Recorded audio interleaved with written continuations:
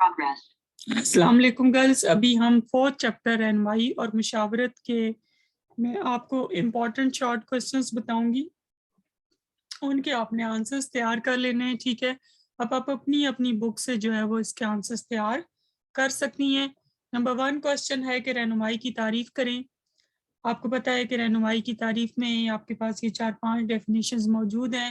آپ ان میں سے کوئی بھی 2 ڈیفینیشن جو ہیں وہ یاد کر سکتی ہیں. جیسے کہ رہنمائی کا لفظی مطلب ہے راستہ دکھانا. رہنمائی کو عام طور پر کسی فرد کی مدد یا اعانت کرنے کا عمل سمجھا جاتا ہے.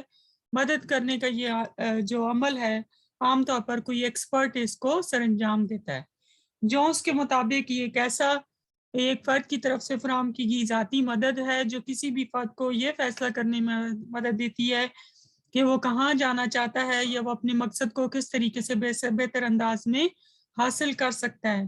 یہ اسے ایسے مسائل حل کرنے میں مدد دیتی ہے جو کہ اس کی زندگی میں پیدا ہوتے ہیں. ٹھیک ہے، اوربیکل کے مطابق یہ ہمیں مجموعی طور پر مطابقت پیدا کرنے میں مدد کرتی ہے. ٹھیک ہے، یعنی کہ رہنمائی کا تعلق انسان کو ماحول کے مطابق ایڈجسٹ کرنے سے ہے. شیٹزر اینڈ سٹون کے مطابق رہنمائی کا لفظ انگریزی زبان میں گائیڈ سے نکلا ہے، جس سے مراد ہے ہدایت کرنا، مدد کرنا، اعانت فراہم کرنا، قیادت کرنا، معلومات فراہم کرنا اور باہمی تفاعل ہے. بس ان کے خیال میں رہنمائی کسی فرد کا اپنے آپ اور اپنے ماحول دنیا سے آگاہ ہونے کا عمل جو ہے وہ رہنمائی ہے. اپنے آپ سے، اپنے ماحول سے اور دنیا کے بارے میں آگاہی حاصل کرنے کا نام رہنمائی ہے. ٹھیک ہے، ایک مشورہ دینے والا ہوتا ہے جس کو ہم مشیر کہتے ہیں، اور ایک مشورہ لینے والا ہوتا ہے جس کو ہم مشار کہتے ہیں. ٹھیک ہے، فرینک پارسنس کے مطابق رہنمائی کے معنی فرد کو مفید اور پرمسرت زندگی کے لیے تیار کرنا، یعنی کیسی لائف گزاری جائے جو کہ ہیپی ہو، ٹھیک ہے، اور مفید ہو. یہ نہیں کہ آپ اپنے آپ کو ایسی سرگرمیوں میں ضائع کر دیں جن کا کوئی مقصد نہ ہو، اور اسے ایسے پیشہ ورانہ غلطیوں اور کوتاہیوں سے بچائے رکھنا ہے جو کہ اس کی زندگی میں پرابلم جو ہے وہ کریٹ کر سکتی ہیں. فرینک پارسنس نے رہنمائی کو پیشہ ورانہ رہنمائی قرار دیا ہے. یہ آپ کے MCQs میں آ سکتا ہے. ٹھیک ہے، پھر اس کے بعد مشاورت ہے. مشاورت کی اگر ہم تعریف کی بات کریں تو میکلین اور ہین کے مطابق یہ ایک ایسا عمل ہے جو 2 افراد کے درمیان روبرو ملاقات کے دوران واقع ہوتا ہے، جن میں سے ایک فرد مسائل سے گھرا ہوتا ہے جس پر وہ تنہا قابو نہیں پا سکتا، دوسرا ماہر کارکن ہوتا ہے جس کی مہارت اور تجربے نے اس کو اس لائق بنایا ہوتا ہے کہ وہ دوسرے افراد کی مدد اس طرح سے کرے کہ وہ اپنے مسائل اور مشکلات کے حل تک پہنچ سکیں. شیٹزر اور سٹون کے مطابق مشاورت ایک ایسا آموزشی عمل ہے جس میں افراد اپنے آپ کو اور وہ ایک دوسرے کے ساتھ تعلقات کو قائم کرنے اور کردار کے بارے میں حاصل کرتے ہیں جو ان کی ذاتی نشوونما کا سبب بنتے ہیں. اب ہم آ جاتے ہیں کہ رہنمائی اور مشاورت کا کیا فرق ہے، آپس میں کیا ڈفرینس ہے. رہنمائی وقوفی عمل ہے، اس کا تعلق آپ کی سوچ سے ہوتا ہے. اس میں ہم لوگوں کو معلومات فراہم کرتے ہیں، ان کو زندگی میں پیش آنے والے واقعات کے بارے میں بتاتے ہیں، حقائق پر مبنی ہوتا ہے. یہ اس میں اصول اور طریقہ کار پر مشتمل ہوتا ہے. ٹھیک ہے، یعنی کہ رہنمائی ایک ایسا وقوفی عمل ہے جو معلومات، واقعات، حقائق، اصولوں اور طریقہ کار پر مشتمل ہوتا ہے، جبکہ مشاورت احساساتی عمل ہے. اس میں فیلنگز انوالوڈ ہوتی ہیں، اس میں ہم چیزوں کو کس طریقے سے پرسیو کرتے ہیں، ان کا ادراک کیسے کرتے ہیں، ہماری زندگی کے موٹیویشن کیا ہیں، محرکات کیا ہیں، ہم حاصل کیا کرنا چاہتے ہیں، ہماری ضروریات کیا ہیں اور ہمارے احساسات کیا ہیں، ان کے اوپر فوکس کیا جاتا ہے. یعنی رہنمائی ایک ایسا وقوفی عمل ہے جو معلومات، واقعات، حقائق، اصولوں اور طریقہ کار پر مشتمل ہوتا ہے، جبکہ مشاورت ایک احساساتی عمل ہے جو ادراک، محرکات، ضروریات اور احساسات پر زور دیتا ہے. رہنمائی قدر کم بے تکلفی اور ذاتی خدمت پر مبنی ہے، جبکہ مشاورت غیر رسمی اور زیادہ سے زیادہ بے تکلف خدمت پر مبنی ہے. یہ نجی، خفیہ اور بین الشخصی خدمت پر مبنی ہوتا ہے. رہنمائی ایک معلوماتی اور ہدایتی عمل ہے، جبکہ مشاورت جذباتی، مطابقاتی اور کم سے کم ہدایتی ہے. پھر رہنمائی کے اصول کون کون سے ہیں؟ نمبر 1 عزت و احترام، ہر ایک کا احترام کرنا. نمبر 2 ہر فرد کا ایک منفرد اور مکمل شخصیت کے طور پر इदराक करना। नंबर 3 एक ये कि समाई अमल है। नंबर 4 हर फर्द दूसरे से मुख्तलिफ होता है। नंबर 5 मशीर और मुशार के दरमियान ताल्लुक की बहुत अहमियत है। नंबर 6 माजी, हाल और मुस्तकबिल तीनों की अहमियत इम्पॉर्टेंट है। फिर सानवी और आला सानवी सतह पर तालीमी रहनुमाई की ज़रूरत, ये एक इम्पॉर्टेंट क्वेश्चन है, इसको भी आप अच्छे से याद कर लें। फिर पेशावराना रहनुमाई क्या होती है? पेशावराना रहनुमाई एक ऐसी मामनत है जो अफराद को अपनी ज़ात और पेशावराना मौक़े के लिहाज से पेशे के इंतखाब से मुतल्लिका मसाइल और तरक्की के बारे में दी जाती है। फिर इसके मुनज़्ज़म प्रोग्राम की क्यों ज़रूरत पेश आती है, यह आप पढ़ लें। फिर उसके बाद सानवी और आला सानवी सतह पर तालीमी रहनुमाई की ज़रूरत, पेशावराना रहनुमाई की ज़रूरत क्यों कर पेश आती है। फिर एक आयत और एक हदीस आपने याद करनी है, ठीक है। फिर उसके बाद मुशावरत की टेक्निक है, इसमें आपको एड ईगो और सुपर ईगो के दरमियान फ़र्क पता होना चाहिए। एड प्लेजर प्रिंसिपल पर बेस्ड होती है, यानी कि असूल लज़्ज़त पर मबनी होती है, ये लाशऊरी होती है, यह आतियाती पहलुओं पर मुश्तमिल होती है। इसमें इंसान को जो चीज़ अच्छी लगे उसका दिल होता है कि अभी और इसी वक्त वो उसको मिल जाए। फॉर एग्जाम्पल आप किसी शादी पर गए, वहाँ पे किसी के पास कोई चीज़ है, आपको अच्छी लग जाती है, तो आपका दिल करता है कि अभी और इसी वक्त वो चीज़ उससे ले ली जाए, ठीक है। ईगो जो है वो प्रेजेंट ओरिएंटेड होती है, ये लाजात और फ़ौकुल अना के दरमियान एतदाल यानी बैलेंस कायम करने की कोशिश करती है, ये मीडिएटर को रोल प्ले करती है और रियलिटी प्रिंसिपल पर बेस्ड होती है, इसलिए इसको शख्सियत का नाज़िम भी कहा जाता है, ठीक है। और ये भी हमारी ज़िंदगी में अहम किरदार अदा करती है। फिर फ़ौकुल अना है, इसको हम ज़मीर भी कहते हैं, ये भी हमारी ज़िंदगी में एक इम्पॉर्टेंट रोल प्ले करती है। फिर तहरीर नफ्सी के मकासद की बात करें तो ये आपने पढ़ने हैं। फिर उसके बाद जो है वो ख्वाबों का तज्जिया, ड्रीम एनालिसिस क्या होता है। ख्वाबों के तज्जिए की अगर हम बात करें तो जो हम ख्वाब देखते हैं ये फ्रॉइड के मुताबिक बहुत इम्पॉर्टेंट रोल प्ले करते हैं, क्योंकि फ्रॉइड का ये ख्याल है कि ख्वाब मुशार को अपने बचपन की याददाश्तों और जज्बाती और तजर्बात का इल्म हासिल करने में मदद देते हैं। फ्रॉइड का ये ख्याल कहना था कि dreams are the royal road to the unconscious, ये लाशऊर तक पहुंचने का एक शाही रास्ता है, ठीक है।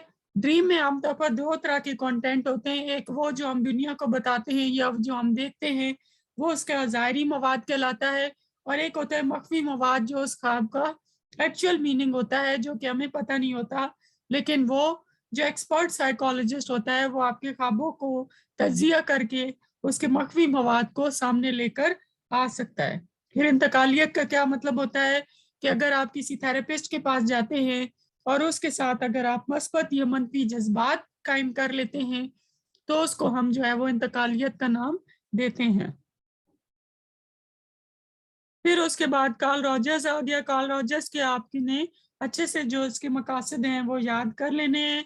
शख्स मुतकिज़ मुशावरत के मकासद अच्छे से याद कर लें। फिर अल्बर्ट एलिस की rational emotive behaviour counselling technique है, इसको भी आपने अच्छे से पढ़ना है, ठीक है। इसकी कौन सी टेक्निक्स पर मबनी है, या गैर अकली ख्यालात कौन से होते हैं, ABC मॉडल से क्या मुराद है। ए से मुराद फर्द का तजर्बा है, यानी कोई भी वाक़या है जिसे इंसान दो चार होता है। बी से मुराद इस तजर्बे के बारे में मस्बत या मनफी ख्यालात, सोच या बिलीफ्स हैं। और सी से मुराद जो है वो जज्बाती रद्द अमल है। फॉर एग्जांपल आप क्लास में नहीं आती हैं, आप सारी क्लासेस मतलब नहीं लेती हैं और आप कॉलेज ही तशरीफ नहीं लाती हैं और आपको इस बात पर डांट पड़ती है, तो आपका क्या इमोशनल कॉन्सिक्वेंसेस का निकलेगा। अगर तो ये आप ये सोचती हैं कि ये टीचर तो हर वक्त मुझे डांटती रहती हैं, ये तो बस इनको मैं अच्छी नहीं लगती, ये मुझे हर चीज़ पर जो है वो डांट डपट करती रहती हैं, तो आप उसको नेगेटिवली लेंगे। लेकिन अगर आप ये सोचेंगे कि इसका मकसद ये है कि मैं अपनी पढ़ाई पर तवज्जो दूँ, ये मेरी कामयाबी चाहती हैं, ये मुझे कामयाब देखना चाहती हैं, इनको मेरा ख्याल है, इनको मेरा एहसास है कि मैं ये जो टाइम ज़ाया कर रही हूँ, ये मैं अपना नुकसान कर रही हूँ, तो आपके कॉन्सिक्वेंस भी अच्छा निकलेगा। लेकिन अगर आप ये सोचेंगे कि टीचर ने आपको बस बेइज्जती की है, वो आपसे मोहब्बत नहीं करती हैं या आपको अच्छा नहीं समझती हैं, तो उसका कॉन्सिक्वेंस फिर गलत निकलेगा, क्योंकि फिर आप मजीद भी ऐसे बिहेवियर करते रहेंगे जो टीचर को और बुरा लगेगा, और यूं आपके ताल्लुकात हमेशा के लिए खराब राह पर निकल जाएंगे اور آپ چاہ کر بھی پھر واپس اس کو ٹھیک اس طریقے سے نہیں کر سکیں گے.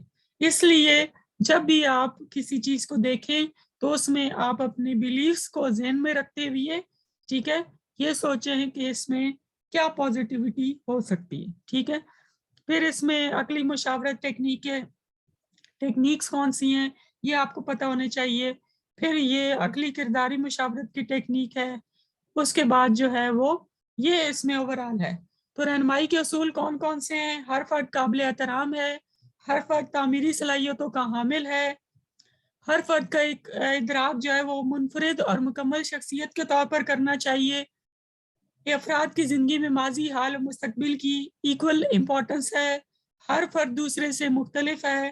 رہنمائی باہمی تعاون کا عمل ہے. موکل اور مشیر کے درمیان تعلق کو فوقیت حاصل ہے. یہ ادھر سے ہی آپ نے اس کا جواب تیار کر لینا ہے کہ رہنمائی کے اصول کون کون سے. پھر نیکسٹ ہے کہ رہنمائی کے مقاصد کیا ہیں؟ اپنے مسائل حل کرنے اور اپنے فیصلے خود کرنے کے قابل ہو جانا. نمبر 2، اپنی زندگی کے نصب العین کا تعین کرنا اور ان کے اصول میں مدد فراہم کرنا. نمبر 3، ذاتی، معاشرتی، تعلیمی، پیشورانہ مسائل معلوم کرنے اور ان کا حل کرنے کا اہل بنانا. نمبر 4، باہمی تعلق قائم کرنے کی اہمیت سے آگاہ کرنا. نمبر 5، موضوع، مضامین اور مناسب پیشے کے چناؤ میں رہنمائی دینا. نمبر 6، ایک اچھا محب وطن شہری بننے کی صلاحیت پیدا کرنا. رہنمائی کے مقاصد والا شارٹ کوسچن بھی آپ یہاں سے پیج نمبر 91 سے یاد کریں گے. پھر اس کے بعد تعلیمی رہنمائی کا کیا مقصد ہوتا ہے؟ تعلیمی رہنمائی کا تعلق تعلیمی اداروں کے مسائل اور امور سے ہوتا ہے. اس کے علاوہ ثانوی اور اعلیٰ ثانوی سطح پر طالب علموں کو ان کی فطری دلچسپیوں کے مطابق مضامین کے انتخاب میں مدد کرنا. پیشہ ورانہ رہنمائی پیشہ ورانہ امور اور بچوں کی پیشہ ورانہ دلچسپیوں کو دیکھتے ہوئے ان کو موضوع پیشے کے انتخاب میں مدد فراہم کرنا، یہ اس کا امپورٹنٹ رول ہے.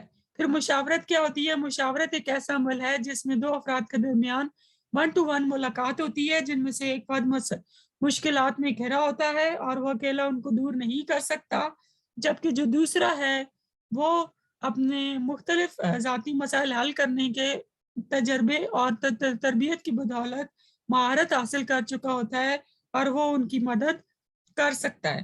پھر رہنمائی اور مشاورت میں فرق کیا ہے؟ رہنمائی کا اطلاق تعلیمی اداروں کے امور سے ہوتا ہے اور مشاورت رہنمائی کا ایک حصہ ہے. رہنمائی مشاورت تعلیمی اداروں میں اختیار کی جاتی ہے اور اس عمل کے دوران تھوڑا وقت درکار ہوتا ہے. ٹھیک ہے. آپ نے پیچھے جو اس کے نوٹس ہیں اس میں سے بھی اس کا یاد کرنا ہے. پھر مشیر اور مشار کے درمیان تعلق کیا ہے؟ شخص مرتکز مشاورت کے مطابق. ٹھیک ہے.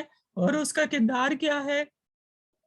اس کا کردار یہ ہے کہ وہ بات چیت بھی کم کرتا ہے اور ہدایات بھی بہت کم دیتا ہے. وہ نصیحت کرنے سے گریز کرتا ہے. وہ فرد کے حال پر زور دیتا ہے. وہ اپنے اور فرد کے درمیان تعلقات کو بڑی امپورٹنس دیتا ہے.